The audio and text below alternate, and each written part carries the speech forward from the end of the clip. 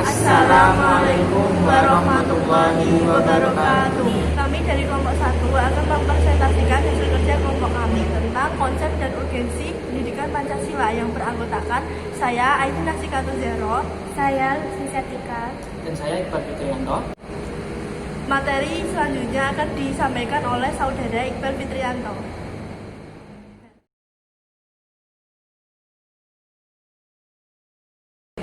Oke, materi pertama dari presentasi kami adalah pengertian dan juga sejarah dari Pancasila. Pancasila sendiri dapat diartikan sebagai 5 dasar yang dijadikan dasar serta pandangan hidup bangsa Indonesia. Next slide. Pancasila sendiri terdiri dari 5 dasar, yaitu 1. Ketuhanan yang Maha Esa, 2. Kemanusiaan yang adil dan beradab, 3. Persatuan Indonesia, 4. Kerakyatan yang dipimpin oleh hikmat kebijaksanaan dalam permusyawaratan perwakilan, dan yang kelima adalah keadilan sosial bagi seluruh rakyat Indonesia. Seperti yang kita ketahui, Pancasila sendiri itu tidak terbentuk langsung menjadi 5 Pancasila yang kita kenal saat ini. Pancasila melalui beberapa tahap. Awal dari Pancasila sendiri itu terjadi ketika sidang BPU PKI tanggal 29 Mei tahun 1945. 5 sila pertama yang diusulkan oleh Muhammad Yamin tanggal tersebut adalah 1. Peri kebangsaan, 2. Peri kemanusiaan, 3. Peri ketuhanan, 4. Peri kerakyatan, dan 5. Kesejahteraan rakyat. Lalu pada tanggal 31 Mei tahun 1945, Dr. Supomo mengusulkan pendapatnya mengenai 5 sila sebagai dasar negara Indonesia, yaitu 1. Persatuan, 2. Kekeluargaan, 3. Keseimbangan lahir dan batin, 4. Musyawarat, dan 5. Keadilan rakyat.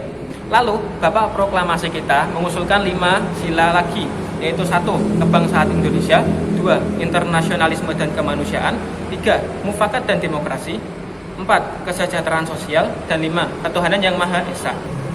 Lalu panitia 9 pun dibentuk demi untuk merumuskan dasar-dasar negara Indonesia. Lalu pada tanggal 22 Juni tahun 1945, 5 sila Piagam Jakarta pun dibentuk. 1. Ketuhanan dengan kewajiban melaksanakan syariat Islam bagi pemeluknya. 2. Kemanusiaan yang adil dan beradab. 3. Persatuan Indonesia. 4. Kerakyatan yang dipimpin oleh hikmat kebijaksanaan dalam permusyawaratan perwakilan, dan 5. Keadilan sosial bagi seluruh Indonesia. Jadi itulah sejarah dari Pancasila. Namun dalam pelaksanaannya, sila pertama dari Piagam Jakarta tersebut mengalami perseteruan, sehingga sila tersebut diubah menjadi ketuhanan yang Maha Esa, dikarenakan rakyat Indonesia tidak terdiri hanya oleh umat Islam saja. Lalu terbentuklah Pancasila seperti yang kita ketahui saat ini. Lalu materi fungsi Pancasila akan disampaikan oleh saudara Lutfi Setika. Terima kasih. Fungsi Pancasila pertama adalah sebagai dasar negara, yaitu 1. Pandangan hidup bangsa Indonesia, 2. Cita-cita dan tujuan yang akan dicapai bangsa Indonesia, 3. Pancasila sebagai kepribadian bangsa Indonesia, 4. Sumber dari segala sumber tertib hukum. Yang kedua adalah Pancasila sebagai ideologi negara. Yang pertama, memperkokoh persatuan bangsa karena bangsa Indonesia adalah bangsa yang majemuk. Yang kedua, mengarahkan bangsa Indonesia menuju tujuannya dan menggerakkan serta membimbing bangsa Indonesia dalam melaksanakan pembangunan.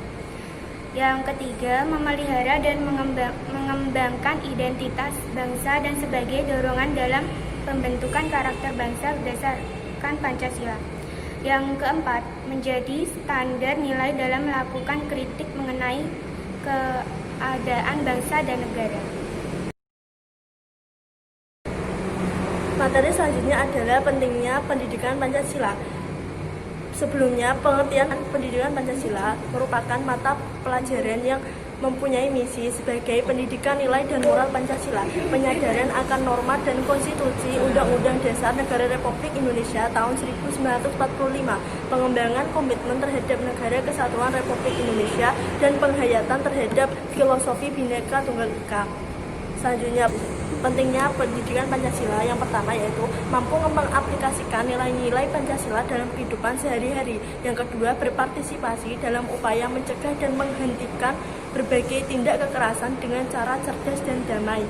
Yang ketiga, warga negara yang memiliki pandangan yang benar terhadap nilai-nilai demokrasi dan hak asasi manusia. Yang keempat yaitu dapat berpikir kritis dan objektif terhadap persoalan kenegaraan, hak asasi manusia dan demokrasi. Baik, yang terakhir adalah perilaku berdasar sila-sila Pancasila. Sila pertama yaitu ketuhanan yang Maha Esa.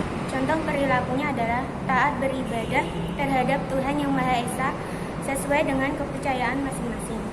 Sila kedua yaitu kemanusiaan yang adil dan beradab.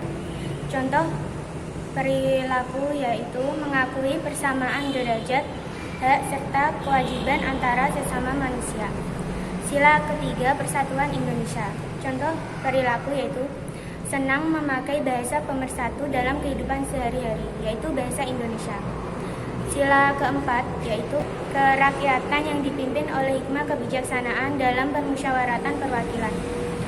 Contoh perilaku yaitu tidak memaksakan kehendak kepada orang lain. Sila kelima yaitu keadilan sosial bagi seluruh rakyat Indonesia. Contoh perilakunya yaitu melaksanakan kewajiban dan menghormati hak orang lain.